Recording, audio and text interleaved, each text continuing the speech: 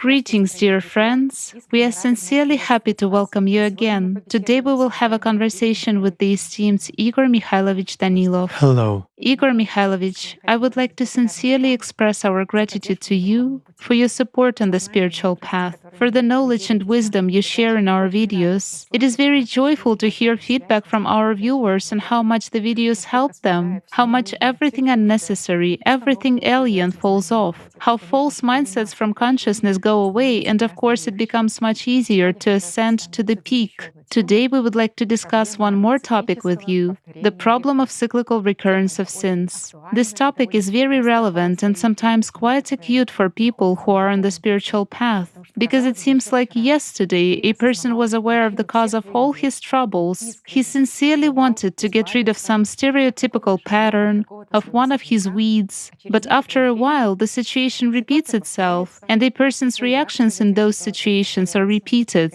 Thus a question certainly arises: why do those situations actually happen again and again, even though a person made a sincere decision and has a desire to give that up?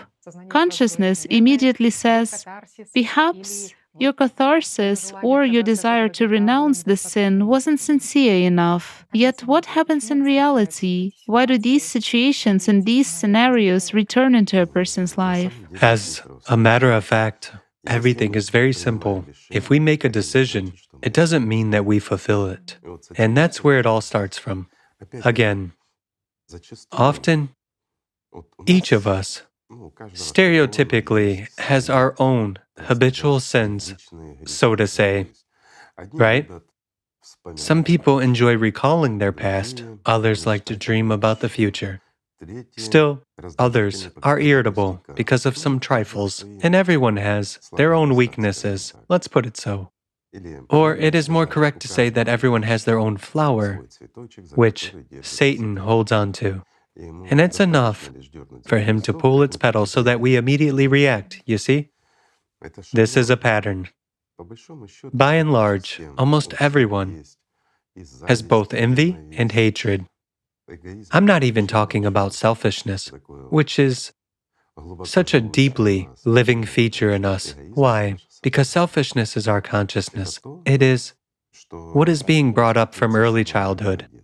In the fight for survival in this world, when we explore this world, we begin to understand one thing, that we have to fight for life, and that if we do not stand up for ourselves, we will lose. Therefore, it turns out that we don't want to lose. So we start fighting for life in our early childhood, just like any animal. Animals behave in exactly the same way. Note that if someone keeps a dog, for example, it's enough for two people to sit down together, and the dog will definitely sit between the two, right? Why? Because it attracts attention to itself. In the same way, little kids also attract attention and defend themselves. If we show weakness, for example, a child starts crying and we give him a candy, then we'll fail to persuade him not to cry until we give him a candy, right? It is already sort of a learned situation. Absolutely right. And all these manipulative technologies of ours, you cannot call them otherwise. They originate from the very childhood. The only question is, to what extent they have taken root in us, and whether they are ours. Who urges us to fight for survival in this world in exactly such a way? By defending and attracting attention to ourselves. And why do we need the attention of adults, for instance? While we are little, in order not to be forgotten, we must always be in the center, right? Just look, kids jump out all the time and always begin to attract attention to themselves. If they are mischievous and attract our attention, it is almost impossible to force a child not to be mischievous. If we don't pay attention to mischievousness, but notice how a child dances or recites poems, for example, he will dance or recite poems. Why? Just to attract attention to himself, right? Yes, exactly. Right. That's where egocentrism originates from. And a struggle for vril, a struggle for other people's attention, right? Sort of stable neural connections. Yes, but a child cannot know about that very vril or something else. So where does it all come from? The answer is simple. It comes from the one who forms egoists in us, from the demon inside. He needs attention, the attention of other people. So we fight for this attention throughout our lives. Look, there's a simple example. We are about to go out somewhere and we start choosing clothes or something else, taking into account how other people will react to us, The public, yes? what they will think about us, right? Well, in actual fact, will they notice us or not? What will I look like? Yet who actually said that anyone would look at you? Everyone is concerned about themselves. Absolutely right. If we look at what happens in reality, everyone is concerned about themselves and tries to somehow, some people even try to wear gray clothes so as not to stand out in the crowd, but they will definitely have something in order to stand out. That's how the world is arranged. We are constantly fighting, and we don't understand what we're doing. And based on everything we mentioned above, all our so-called stereotypical sins emerge, don't they? Envy. Whom do we envy? And what do we envy? Someone has something that attracts our attention. We begin to get a little bit annoyed. Why? Because other people's attention flows to another person, not to us. Right? Yes, exactly. And at the heart of everything is the power of will. Whom does it flow to? Us as personalities? What for? It flows to the demon. When you have a boundless, everlasting source, right? To consciousness, yes. It turns out that the demon skillfully manipulates us from the earliest age until our last breath. We often notice, let's look at older people.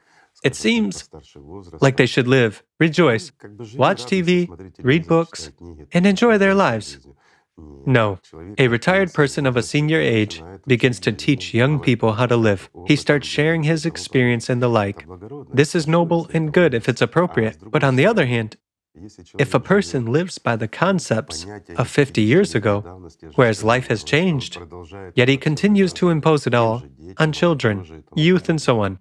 But why? Attention, viril. He needs it. Some people will say that a person needs to somehow show himself. To fulfill himself, yes. To fulfill, yes. And here's a question. What does self-fulfillment mean? Is it for one's own benefit or just in the fight for viril? This is true for both a little child and an old man. And just look how it is all interconnected, while everything else is based on that. In other words, the demon needs one thing from us, viril, nothing else. And until you understand this, it is almost impossible to get rid of any sin. It's difficult. I'll put it this way. So it turns out that we make a decision that, yes, that's it. We won't sin. We won't envy. That's right. And we do not envy. We see that someone has something interesting and we say, that's it. I don't envy him. I don't have this envy, and so on. We said, I don't, 1,000 times. We convinced ourselves 1,000 times. We provided arguments, yes. Looked at it from all sides, provided arguments, and said, what is there to envy? For instance, someone has a new handbag. Okay. A woman is looking at another woman who has a new handbag. What is there to envy? I wouldn't buy it for myself, but it would match that blouse of mine so nicely. Well, I'm not envious, I'm just comparing. So these manipulations are so deeply embedded in us. Yes. That it is almost impossible to get rid of them, especially if we are controlled by a demon. He will do anything to ensure that we feed him. We are just a source of revenue for him. There's no other way to describe it. That's the whole point. How to get rid of all these situations? Or there are even cases when your reactions may already be different, but the situations knock on your door anyway. And they will keep knocking, and the situations will keep knocking. People, especially our friends who have embarked on the spiritual path, noticed, many of them noticed, wrote, and told us that they all stereotypically repeat the same actions again. Yes. For example, a person embarks on the spiritual path, and he feels that this world is not as simple as he was told. He feels that behind the visible, there is something invisible. He realizes that there must be some purpose to his existence in this world, and that he is here not merely as a part of the animal world, right? So the person starts searching. Somewhere he comes across some knowledge, religions, and he starts developing spiritually. He starts fighting and eradicating everything in himself that Satan imposes on him to the best of his ability. If he simply fights head on, directly, then basically his whole life is a struggle and nothing changes. Everything repeats itself in a pattern. Why would it change? I'll simplify. Why would the system, that very demon, strain itself if simple elementary patterns work? After all, we fight them. We make an effort. We haven't given them up and haven't started living differently. It's a strenuous struggle. Absolutely right. Meanwhile, strain precisely means the power of vril. In other words, we pay a lot of attention to our object of hatred or struggle. Our attention is precisely the source of life. Let's put it this way, right? Yes, that's right. We spent our time, our life on fighting against some thought imposed on us by shaitan. In other words, we have transferred our own life to shaitan. We devoted it to him. Well, it's a natural process, right? Right. Why would he devise anything new? However, what if we have become smarter? We really heard or learned. It doesn't matter. Or we ourselves gained this experience that we need to love God and simply not engage in a struggle, refuse to do what shaitan offers us. And a person starts to act that way. What happens at the next stage? And this is where the most interesting thing starts happening. If we compare that with a neural network, it answers simple questions unambiguously and simply. But if we ask tricky, serious, and deep questions, then it begins to expand, to connect its resources, that is, to spend energy. So does shaitan. If we gain more energy, whereas God's love is actually that power, either in its converted or pure form, which that very demon hunts for, right? Well, by pure form, I mean what we receive. After all, at the first stage, we both receive and give real. And if we really strive for God, this is our goal, then eventually we begin to receive pure Allat, that is God's love. Well, the demon doesn't hunt for it. Allat burns. But by investing our attention, again, in petty earthly things or in some patterns, we can convert Allat into that very viril. You see how simple everything is, because personality possesses this ability. So, as soon as a person firmly embarks on the spiritual path and understands all his stereotypical weaknesses, these weeds in the garden, he begins to pluck them out. In other words, he goes along the straight path, doesn't give in to temptations, remains steadfast, lives in love and joy, and then the next stage begins. As if by magic, everyone around him becomes somehow angry and strange, not necessarily. Some begin to be accused of being fanatically religious or joining a sect or something else. People try to save them. Others start having problems at work, relatives and loved ones become ill, and a lot of chaos surrounds them overall. Who hasn't noticed this? Only one who didn't walk this path. Why does the system or the demon, so to say, create such a problem around a person? If he already got used to disregarding the imposed thoughts and desires from the demon in himself, then the demon begins to create problems around him. And if the person is distracted, this becomes a pattern. You see? That is, again, it will occur with recurring frequency. Let's say, if he became distracted by an illness of a close relative, They will keep falling ill. his close relatives will never get well. If he's distracted by problems at work, it doesn't matter in what area a problem arose, and the person began to emote and worry. These problems will never be resolved until the last day. Although, if we became distracted, if we stumbled, fell, and did not get up, the system will actually switch to more energy-efficient methods of manipulating us. I mean, it will return us back into kind of simple patterns since we worry anyway. Then we'll start reacting to everything simple. And when we begin to react to everything simple, it will abate the external events. You see how simple everything is. So, as you move to the top of the mountain, let's say, the flora and fauna change. They change. Weeds change. They do. And manipulations become subtler. And the demon becomes more cunning, smarter, and his chess games become more subtle in order not to let us pass. After all, what is a demon? It's a guard, and his task is simply to prevent us from reaching the top of the mountain. That's why he stands like a rock. That's why he devises different routes and makes the road difficult for us. While in fact, the road is simple, smooth, and wide. And if we do not notice these illusions imposed on us by the demon, we can easily pass without any stress, so to say. But if we start paying attention to all these problems, well, some people will say, how's that? Relatives fall ill while I won't pay attention. No, my friend, you will pay attention. You will help in every possible way. The point is, if this draws you away from God's love. Why? Because it becomes much more important to you than life, than God's love. It means the demon wins, and then you will start having problems. That's the point. Powerful words. Thank you so much. The realities a person encounters along the path. When he is aware, he is already forearmed, you see? And this knowledge is like during catharsis. When you hear from another person what a demon was doing to him, and if it starts happening to you, you perfectly understand what the demon wants. You don't know this game, it is new to you, but you understand what the demon wants, and you know how to act based on other people's experience. This is how catharsis was actually used, as an exchange of experiences, which is very important. It saved energy, saved time, and allowed people to become steadier on the spiritual path, to become stronger, and to defeat the demon more easily. Igor Mikhailovich, there is another question. These very temptations from the system, are they secret desires of a person? Are they something he once acquired through the power of his attention and does not remember? Or is it not necessarily so? Sometimes it can be that way too. We often dream about something, we wish for it, we invest our attention in it, but later on we just forget about it. However, we paid for it.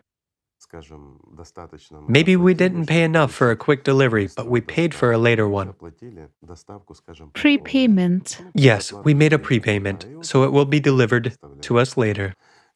And we already get a kind of temptation as a gift. And we don't even remember that, right? Yes, and we do not even remember that we ordered it. In the same way, the system itself begins to foist. Why? Because the devil has many tools. He has not only pain and suffering, but excuse me, he also has distractions based on joy, on wealth, on happiness. I mean, so-called happiness. When it seems to people that they live happily. How is that in our understanding?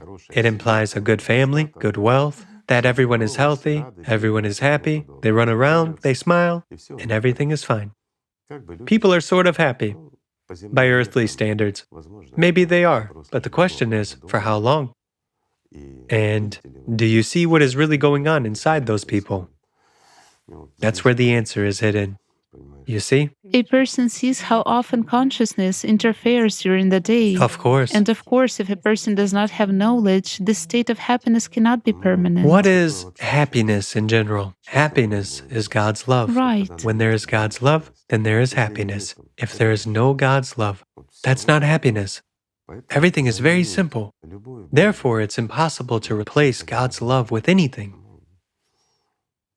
Whatever good you get in this world, and whoever you become, without God's love, it's all temporary. And it's all dull. As an additional bonus, and if it's not from Satan, then it is good.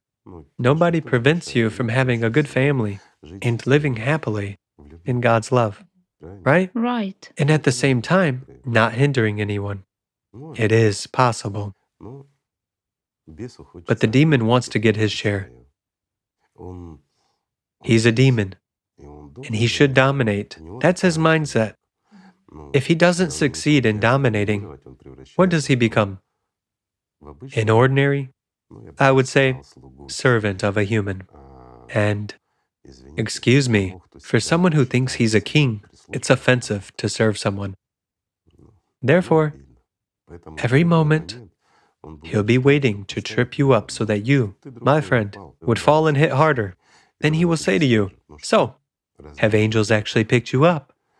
You see, they haven't while I am near. That's how people sometimes forget to get up when they fall, because a sweet voice whispers to them, a good assistant who promises to solve all their problems. Sometimes he solves all their life problems, all of them. but doesn't give life. Yet everything passes, and passes in an instant. Even the longest human life is just a moment. So it's worth thinking for what sake and why you live, and where you spend the power of your attention, right? Igor Mikhailovich, you always inspire, even when a person stumbles, to get up and still go to this peak. And indeed, at all times, those who traversed this path said that after a fall, this wakefulness, this state of wakefulness is very important so that the one whom you've dethroned would not rise again. The point is that on the spiritual path, we fall quite often. And I would say it's like in boxing, you know? If you didn't fall many times in the ring during training, then you have a great chance of falling during competitions. Whereas if you fell a lot during training, then you have a much better chance to remain standing at a fight during competition. The same is in this case. We fall, but what do we fall for in order to get up, right? That's the point. As for traversing the path without falling, I don't know. It is probably difficult for a human being. Although, there are people who are lucky. I'll put it this way, who feel this love from birth and are drawn to it. Such bright souls who really cling to it, and nothing and no one exists for them. These are the lucky ones. But on the other hand, you know, the more a person falls and immediately gets up, the more he begins to value God's love.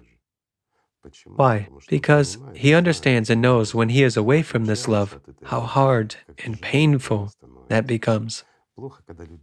It's bad when people forget it. And in this case, there is also a serious and tough trick that distracts a person and covers him like a blanket so much that a person sees neither white light nor anything. There's nothing to breathe. There is no light. His life is in a nightmare, and he cannot escape.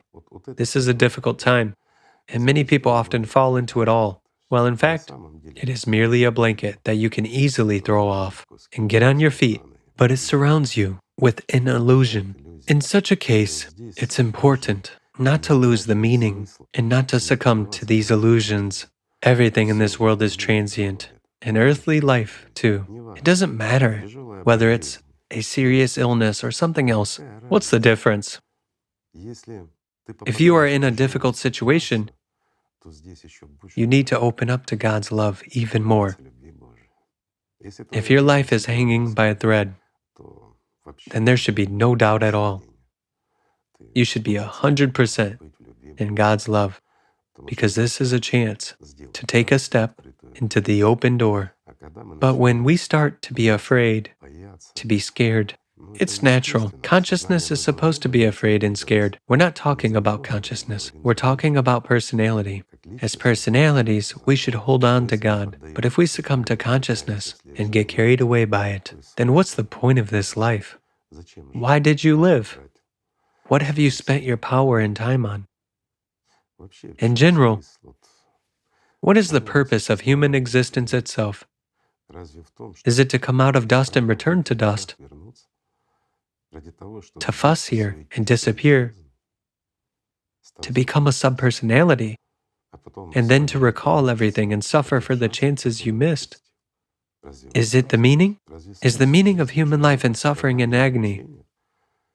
No, friends. The meaning of human life is in love and joy. It is really in that true happiness in which a human should be forever. And it all begins with the simple decision to take a step. So the first step is very important. And it starts with love for each other. So my friends, let's simply love each other.